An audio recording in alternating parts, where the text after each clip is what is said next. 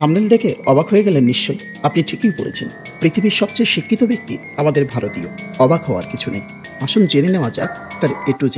ভারতবর্ষের সর্বোচ্চ শিক্ষিত ব্যক্তি বলতে গেলে তিনিই পৃথিবীর সবচেয়ে শিক্ষিত ব্যক্তি। পয়সার গরম তো জীবনে অনেক দেখলেন, কিন্তু বিদ্যার এমন গরম দেখেছেন বা শুনেছেন কখনো? সবটা শুনলে মাথা ঝিমঝিম করবে, হাত পা অবশ হয়ে যেতে পারে। এক জীবনে এত পড়াশুনো কোনো রক্তমাংসের মানুষ করতে পারে তা না জানলে আপনি বিশ্বাস করতে পারবেন না। তাও আবার সেই ভদ্রলোক যদি ভারতীয় হন। মারাঠি এই ভদ্রলোকের নাম শ্রীকান্ত জিস্কার। পড়াশুনোর ক্যারিয়ারটা একবার হালকা করে যদি আমরা জেনে নিই তাহলে মালুম পড়বে ভদ্রলোক কি কাণ্ডটা ন্যায় করেছেন। জীবনের শুরুটা করেছিলেন MBBS এবং MD দিয়ে, এরপর করলেন LLB, সাথে করলেন ইন্টারন্যাশনাল লয়ের উপর স্নাতকোত্তর, এরপর বিজনেস ম্যানেজমেন্টের উপরে করলেন ডিপ্লোমা এবং সাথে MBA, তারপরে করলেন জার্নালিজম নিয়ে স্নাতক। এতদূর জানার পর আপনার যখন মনে হচ্ছে লোকটা পাগল নাকি, তখন আপনাকে বলতেই হচ্ছে যে এ তো সবে কলির সন্ধে, এখনও গোটা রাত বাকি। এই ভদ্রলোকের শুধু স্নাতকোত্তর ডিগ্রি রয়েছে 10টি বিষয়ের ওপর। যে 10টি বিষয়ের উপর তার স্নাতকোত্তর ডিগ্রি রয়েছে সে 10টি বিষয় হলো public administration, sociology, economics, Sanskrit, history, English, philosophy, political science, ancient Indian history, culture and archaeology এবং সবশেষে সাইকোলজি।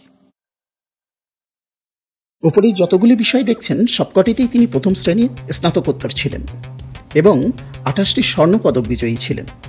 সব মিলিয়ে 1973 সাল থেকে 1990 সাল পর্যন্ত প্রতি গ্রীষ্মে এবং প্রতি শীতেই উনি কোনো না কোনো ডিগ্রি পরীক্ষা দিয়েছেন।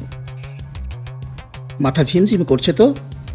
তা মাথার আর দোষ কি বলুন? তবে মাথা ঘুরে পড়ে যাওয়ার আগে একবারটি শুধু শুনে যান।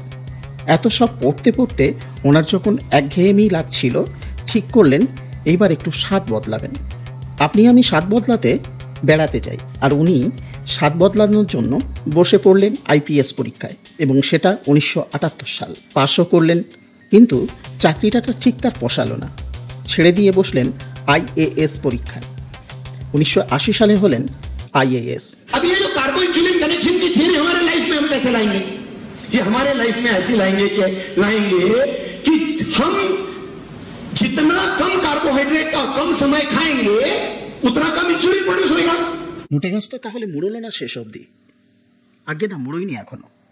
4 মাসের মধ্যে IAS এর চাকরিটাও ছেড়ে দিলেন মহারাষ্ট্রের বিধানসভা ভোটে লড়বেন বলে। 1980-তে উনি যখন বিধায়ক নির্বাচিত হলেন তখন ওনার বয়স 25 বছর। উনি হলেন ভারতের সবচেয়ে কম বয়সী বিধায়ক। সবই হলো যখন, তখন মন্ত্রী হওয়াটার আর বাকি থাকে কেন?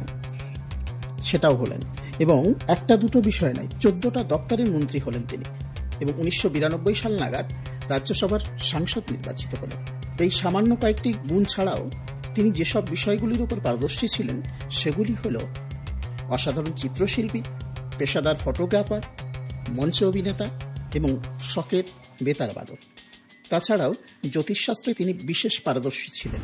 সম্মিলিত জাতিপুঞ্জ এবং ইউনেস্কোতে ভারতের প্রতিনিধিত্বও করেছেন তিনি। ব্যক্তিগত সংগ্রহে 52,000 বই রয়েছে ওনার। লিমকা বুক অব রেকর্ডস ওনাকে ভারতবর্ষের সবচেয়ে শিক্ষিত ব্যক্তি শিরোপা দিয়েছেন। 1983-তে উনি বিশ্বের অসামান্য 10 জন তরুণ হিসাবে নির্বাচিত হন। 2004 সালে পথ দুর্ঘটনায় অসামান্য প্রতিভার মৃত্যু ঘটে। তার বয়স হয়েছিল 49 বছর। এমনই নতুন নতুন গল্প এবং কাহিনী নিয়ে আসবে কুহক। যদি ভিডিওটি ভালো লাগে তাহলে লাইক, শেয়ার এবং সাবস্ক্রাইব করে পাশে থাকবেন।